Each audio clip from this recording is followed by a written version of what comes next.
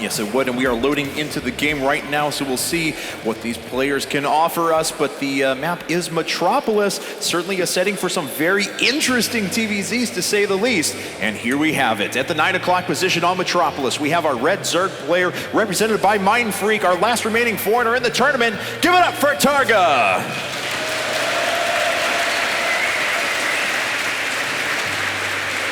And his opponent at the 3 o'clock position, our blue Terran player and representative of Team Liquid. Let's hear it for Taeja!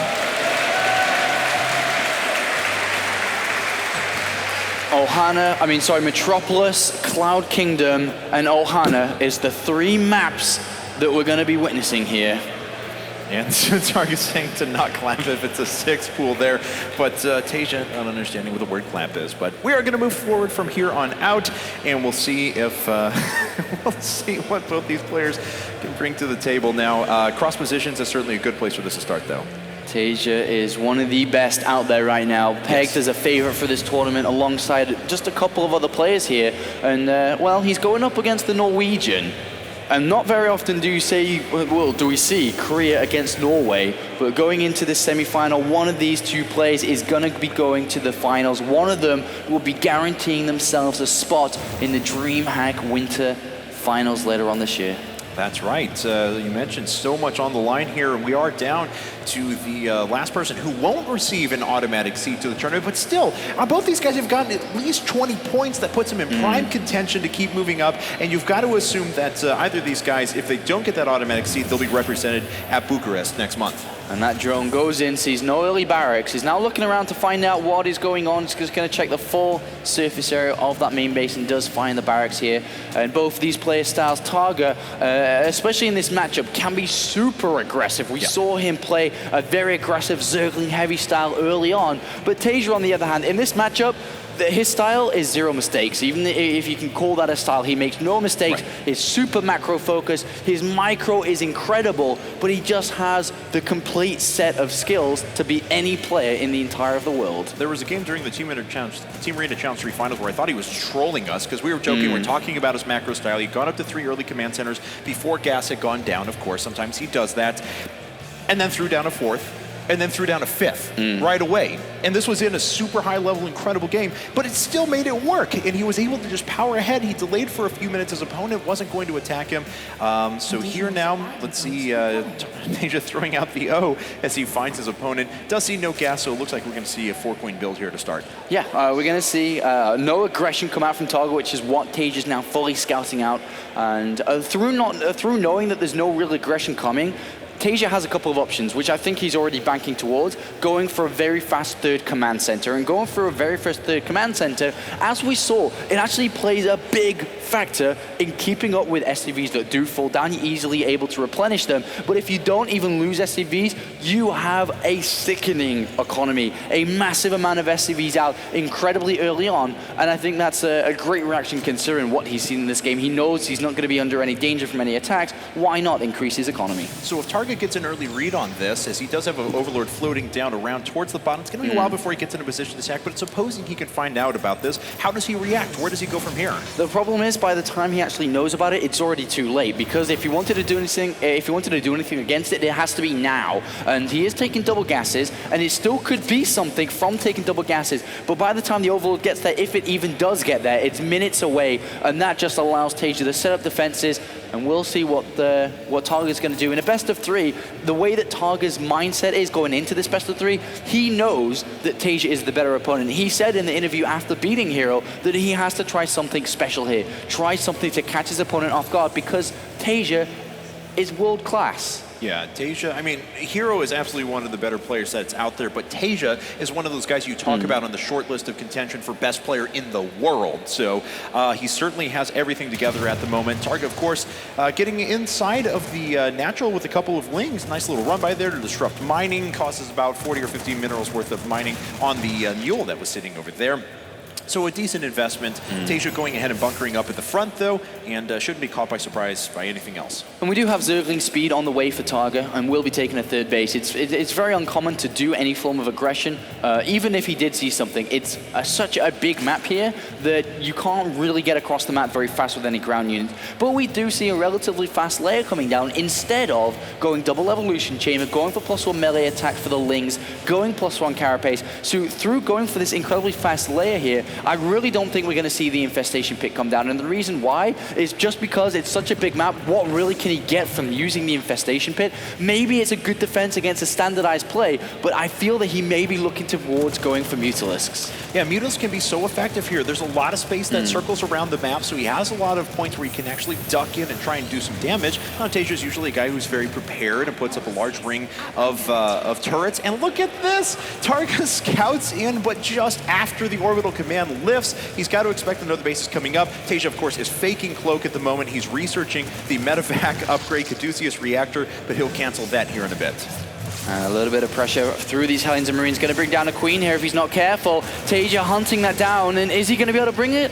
It's so close. It's very low and healthy. He does have enough for a transfusion right at the end. 2 of them, as a matter of fact, and that's going to help his position a little bit more. 2 Hellions have already gone down and a few Marines as well, but Targa's got to watch out and make sure he doesn't lose a second Queen. And now Taeja scans, tries to get rid of many of those active creatures as possible. 1 goes down, a 3rd is about to follow. Is he going to get the 4th? At the top, he is going to squeeze out the 4th. Not quite going to get the 5th, but 4 active creature kills on top of a Queen for just a handful of minerals that he doesn't really care about that much because of going for 3 command centers early on. That is pretty impressive. That's right, and he's reinvesting back in the right places back at home. 2 more barracks coming up, additional gas, going straight into Banshee production, lots of upgrades, so he's going to have a strong follow-up to this. Targa, though, already preparing with Spore Crawlers. He's got 1/1 upgrades for his melee unit, so he's hitting on all cylinders as well, and he's got a lot of resources banked for his eventual Mutalisk play. Banshee going to make its way down here, combining with Hellions once again. Are going to make its way to this 3rd base. No drones there at the moment. This Banshee does not have Cloak, so it's not invisible for this Queen. It will be able to just target it down. We do have a Ling run by at the same time, attempting to get to that mineral line, but already Taeja's there waiting and prepared. Yeah, and Targa really has to back out because he could have lost a lot of Lings there. As they are pretty low. Taeja has actually lost more resources in terms of actual units, but don't forget, creep tumors don't cost resources. Those went down before. So as we can see, it's 55 workers to 52 with 4 mules in play for Taeja. His economy is staggering. Targa, though, he's going to have a very, very strong follow-up in a second as 9 mutas are popping out right now. Yeah, just really long-term focused is Taeja's build right now. Double Engineering Bay finishing with 1/1 very shortly here. Going to be starting 2/2 before the 11-minute mark, or just as the 11-minute mark. That is incredibly fast here. And because of that, he actually doesn't really have any units on the board. He delayed a lot of infrastructure, a lot of production to be able to get out very early upgrades, a very early fast economy. And we do see both these Banshees go down. Trying to get the Queen does not happen, and Targa does clean that up. And because of the Banshees, because of the Mutalisks being able to do damage out there, bringing down those Banshees, Taeja shouldn't really take too much damage against them. He should be able to have Marines in production and out there ready to defend, and also turrets. But right now, there's no defense in the main base at the moment. That's just what I was about to say. And obviously, there's a reveal. They cleaned up his Banshees. He's moving a few Marines in position now to try and intercept those, and he stims down, pushing them away at the moment. Missile turrets are finally starting to be constructed, but just 1 of them at the moment. Taeja going for a 4th command center already. He just hasn't built an army. If you think about what you need to build in StarCraft, economy, upgrades, production, and an army at the end of it, the army is the last thing that Taeja wants to build. So if an attack ever happened in this game, he could have just simply dropped the ball. But because an attack hasn't come, he has a great setup to go to the later stages of this game, and will be ahead in the majority of departments compared to Targa. Targa finally starting to chase away these Hellions, but hasn't been able to kill any quite yet. They almost picked up another Queen kill as well. Targa being very diligent about his creeps right at the moment, as he does go over to his 4th base as well. So making sure that he gets that out there. He has all of his attack paths covered, but so far, Taeja does have quite a bit of stuff. He is a bit supply blocked. He actually just called down supplies there because he was building 3 supply depots at the same time. What we'll start to see now is Taeja just trying to, well, he'll lose map control now as the creep starts to move out. So the Xelnog towers will be taken by the Zerg player. But as these 2-2 upgrades near completion, I would not be surprised if we saw Taeja start to move down the right-hand side of this base, or right side of this map. And the reason why you'd move down the right-hand side here is simply because that's where the later expansions of a Zerg player is going to be. And if he's able to bring them down because of how economy-focused he played, because of how upgrade-heavy he played, he's going to have a very strong army, very fast in this game. And now because he's got a great economy setup, he's actually catching up to the army size that he would have had a lot earlier on. Now, of course, Targa's been playing pretty minimal defense as well. He has 17 mutas out there, but he's only now getting his infestation pit, but he's investing into his upgrades first and foremost. He wants to try and pin his opponent in. That hasn't stopped Taeja from going up for that 4th command center, which is being constructed near the 3rd. We see a drop making its way in for Taeja as well. Spore Crawler's in position to help, but the Lings are a bit far out there. On creep, they can retreat very quickly, but it looks like Targa does have vision of this now. Will he pick up on it? Yes, he does. He does. He is. No, actually, no, he's not bringing anything back at the moment, and that's going to be a green light for Taeja to start to move down this right flank, as we see on the minimap. The drop comes in, and this is going to pull Targa out of position. Is he going to be able to deal with this very, very powerful attack that's moving down the right-hand side? I don't know. The creep spread wasn't as good there, so his units will reinforce just a bit slower. Taeja has a little bit better opportunity to get through, but we have 34 Banelings, for now 40 Banelings being morphed in at the same time. Taeja has this uncanny ability to avoid clumped up Marines hits, I guess I should say, but we'll see if he's on top of his game right now. And Taeja doesn't actually want to go past creep lines here.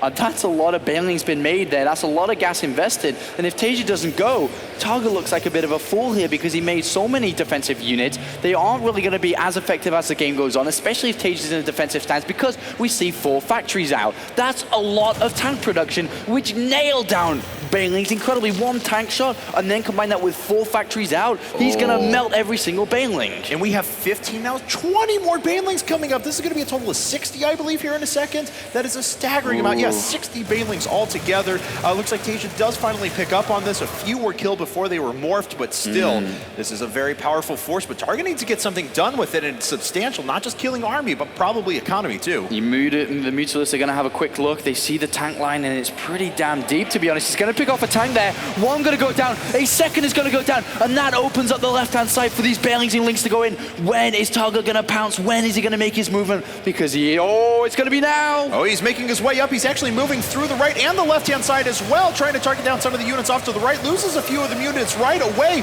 but he rushes in with Banelings behind. Taeja doing a nice job of keeping the Marines at the back so that it minimizes the Banelings' effectiveness, but still Targa has gotten in and done some decent damage. And those 2 tanks have paid a big play there by picking those off. And Targa's building 74 Lings. The 3rd base is being compromised. Lings are in the mineral line, and the SCV count is now dwindling surely, but shortly here, as the Marines do come out to help. But with 74 Lings on the way to back up these mules, he can immediately start to morph more Banelings and take a similar assault. And oh dearie me, is Taeja on the back foot? Is Targa gonna make his dream come true here in Valencia? Now, to Taeja's credit, we have seen situations like this before, where Taeja, you know, he has so many command centers that he's able to reproduce units quick enough that the Baneling damage can't keep up. But Targa does look to be in a pretty good spot. He's got Adrenal Glands on the way. He's got 3-3 on the way, but it's still going to be quite a while before those are finished up. Oh, in the main base here, another 2 tanks are going to fall down. They don't quite, but oh, you're going to see Targa go again. Yeah, and he does manage to pick up a couple of those tanks. Great target fire from Taeja, though, to pick off so many Banelings before they're able to get in and do damage.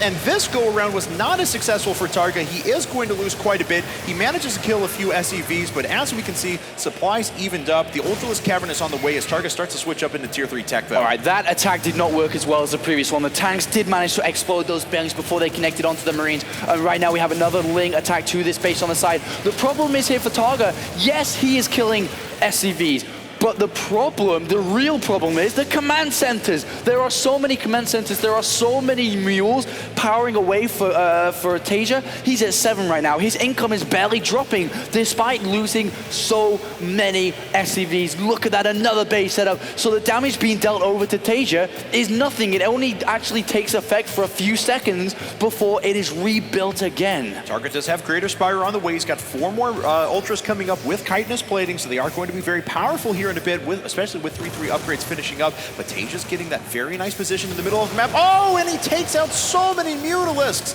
No gain there for Targa. He has to run back at the moment as Taeja continues to push forward. And now we have Thors making their way down the right-hand side to meet up with these Marines. And this army's becoming very, very strong here for Taeja. It's at 3-3. We have +3 missile vehicle weapons coming in as well for the tanks, for the Thors, and Taeja's starting to make his movement forward. He's already got the backup plan for the for the Broodlords, but right now Taeja's going to win this very convincingly. He does lose a lot of his tanks up at the front, but there's still just nothing left to buffer these Ultralisks, and as the force starts to roll forward for Taeja again, he continues to do more and more damage. Targa actually having to waste a fungal growth on 3 bio units because he can't lose those infestors. And we do have a drop down to these lower expansions for the Zerg. Taeja's going to go in and pick off this expansion as immediately stims 8 Marines him with +3 attack. This hatchery is going to fall down, and all of a sudden there's going to be 5 base Taeja versus 4 base Targa, and that is not where Zerg play wants to be in this game because his opponent's economy is bigger than his own, and that should never be the case here. But Taeja, we've seen this time and time again where he's able to outproduce Zerg players. He's able to out-macro them. He has so many command centers available at his disposal at all times.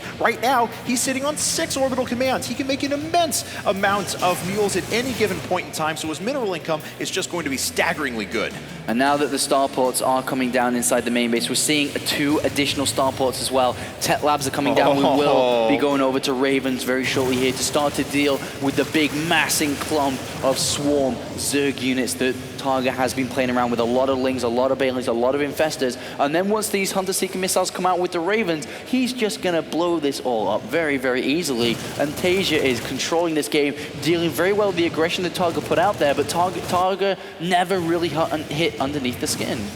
So Taeja rolling up one more time. A couple more scans will remove most of the creep. Those Lings are on hold position. I'm not really sure why. And Taeja's actually killing quite a bit there, especially now that they're all being healed up. So Targa, wow, that's a bit surprising because that could start to move in and do some damage. But now Taeja's just rolling through with a max army that looks so strong. His forces are getting split up. A few infested Terrans to soak up some shots, but it's not like Targa can rush in quite yet. If he does, it would be disastrous. Another base goes down for Taeja as well. Oh, Taeja is controlling this game very well. The Ultralists are just getting melted by the Marauders. Taeja has a 20 supply lead. His macro, his mechanics, his production are absolutely flawless in this game. No matter how hard Targa hit him, Taeja bounced back stronger than ever before. And now he's retreating back. He knows that the Broodlords are on the way. He doesn't quite have an army ready to deal with them yet. So he's going to move back. He's going to wait for the Ravens, going to wait for the Vikings, and he's making this very painful for Targa through killing these expansions. It's like putting salt on the wound right now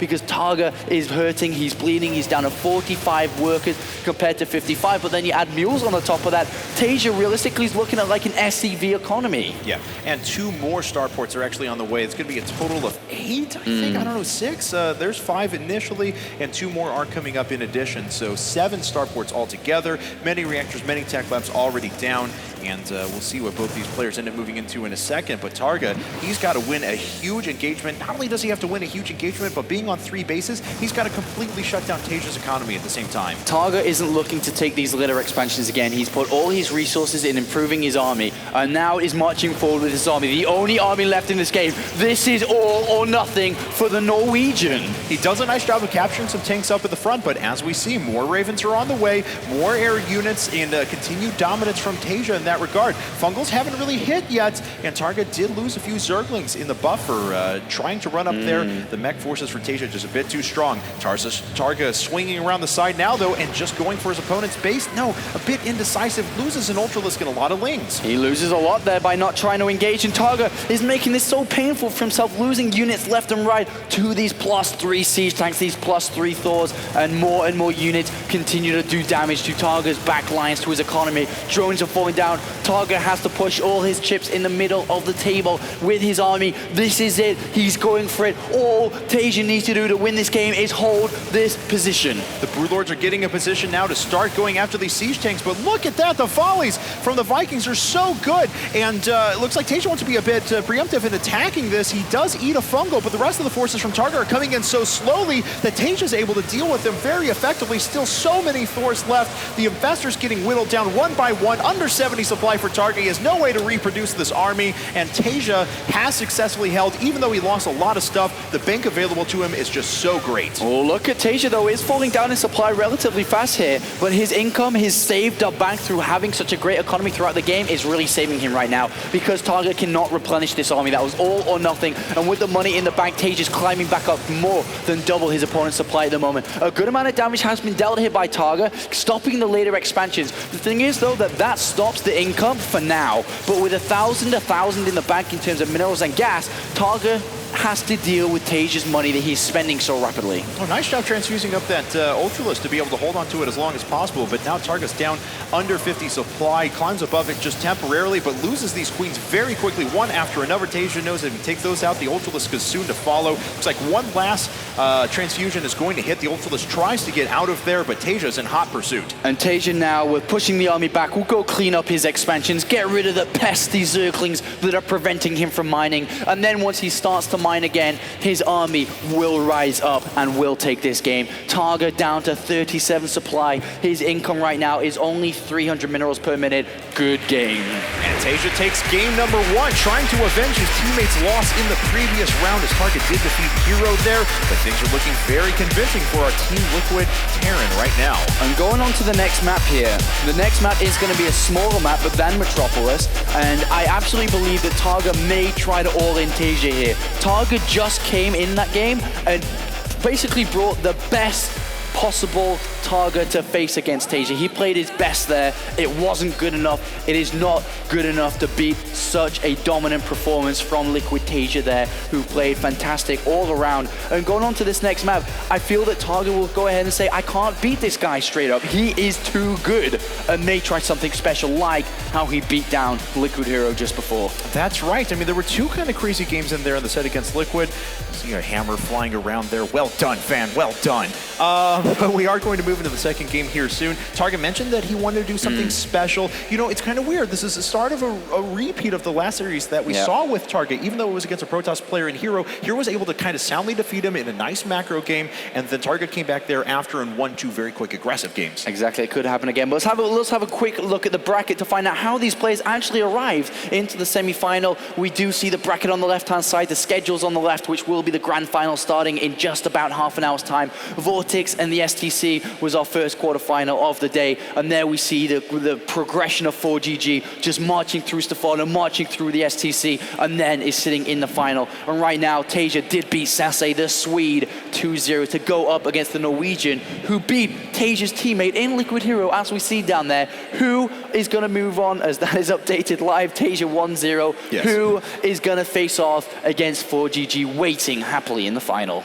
Well, we'll see if Targa can make another comeback. He's won a lot of very close sets in this tournament. He also won a very close set against Hero in which he was down 0-1, came and rallied back. Looks like Targa is actually watching the replay right now, so take a minute for him to get started. Once again, for those of you who may just be joining us right now, we are in the second semifinal of the Eizo Open at DreamHack Valencia. The winner of this set will move on to the finals. They'll guarantee themselves a spot at DreamHack Winter. They'll guarantee themselves at least 40,000 Swedish krona in prizes, and that is a lot to play for. And Taeja right there looking pretty confident, and all he needs to do, I think, in this game, and if there was any words from the Team Liquid, from his team to kind of advise him going into this next map, all they would say is just make sure to scout and defend against any potential all-in, and you will be going to the finals. On the other hand, if somebody was going to Targa there, I don't really know what they would say to him, because I mean, going up to Targa now, words of wisdom would say, you played a good game, it was incredibly close, but the economy of Taeja was a little bit too much,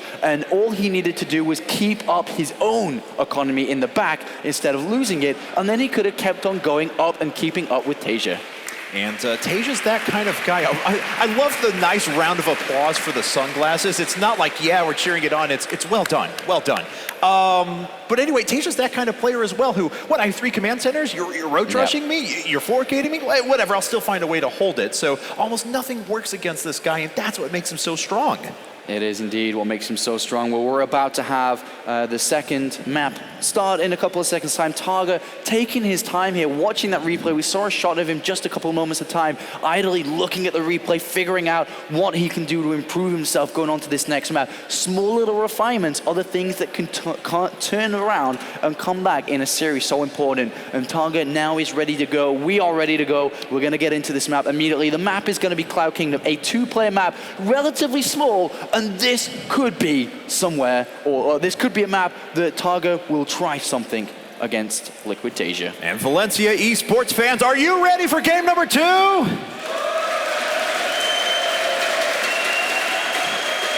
I think they are ready, and we are jumping into the game here in just a second as soon as everyone is loaded up. And here we are, guys, in the bottom left-hand corner of Cloud Kingdom. We have our red Zerg player representing Mind Freak, down 0-1 in this set. It is Targa.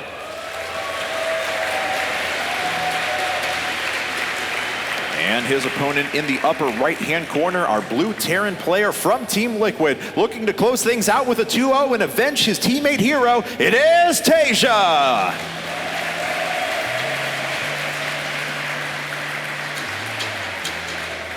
All right, let's find out how this potential last map is going to go down. Ooh, what is this Overlord doing? Not sure. Forward and backwards there, a little bit of a miss rally, bit of a miss change, but even that kind of detail, you got to look at and be like, all right, well, what is going on there? And it does just go back on its regular path to continue its way to the natural of Taeja. Is Taeja, with a 1-0 advantage, going to potentially 2 barracks here, potentially put the aggression to Targa? But to be honest, if you think about the way that Hero played against Targa, winning game 1 convincingly, deciding to go for an all-in on game number 2, throwing everything at his opponent without getting the gain, well, I'm not sure if that's the same route that Taeja is going to take. He's going to go for a single barracks, and he is queued up another SCV. So it looks like from here, we could be seeing a secondary barracks come down. And with this, it is a bit of a gamble, but it's not all in per se. There's a lot of easy access out of here to throw down a command center. It's more of a pressure build than anything else. And it's not like a hard 11-11 ranks where you cut SCV production, that you eventually pull a few to ensure that a bunker goes up so you can get that kill on the opponent's hatchery. So if this is discovered, Targa, will be in a good spot, but he's still not going to have this game in the bag. And he indeed does see barracks number 1 from the high ground, so we'll be able to move down and check for the second one here momentarily. All right, so, well, let's go find out if he's going to double check that. He is going to see the double barracks, and immediately Targa now just has to make sure to get an overload as fast as he can and start to save lava ready ready to build lings to defend against this. It's not going to be too hard to defend against, but Taeja's control is pretty damn good. So Targa's going to have to cut a little bit out where he'd like to be in terms of may not get queens early on, may just throw everything into lings. And we are going to see this bunker start to make its way down here by Taeja right on the front door. All right, well, Taeja starting to break his way through now, finishing up another supply depot, so he's producing more units here in just a second. And we'll see what he can get in and see. Targa, of course, pulling off quite a few units off the line to make sure to preemptively stop any sort of bunker play that would happen. A lot of drones coming off the line here to try to protect against this. We do have one Marine and an SCV about to greet a drone line, and they're just going to run back because once they meet up with the 2 other Marines that are coming, these drones actually have to turn around because they'll die. Yeah, and already this has been a lot of lost mining time. I mean, these drones were pulled way out of the way. Looks like Targa is going to be able to pretty efficiently pick up on this next bunker that's being constructed. He does kill 1 SCV, but there are still 3 other behind to ensure that this goes up. Saving grace, though, of course, is that he does have a spine crawler on the way, and that may force Taeja back along with these lings. And, well, the SCV, another SCV. Oh, no, it actually slips to the other side of that bunker. It will fall down. Great control so far by Taeja. A lot of drones, a lot of lings are falling down, and the retreat is there, but the spine crawler is targeting down the bunker, and with the spine crawler, this is pretty much defended.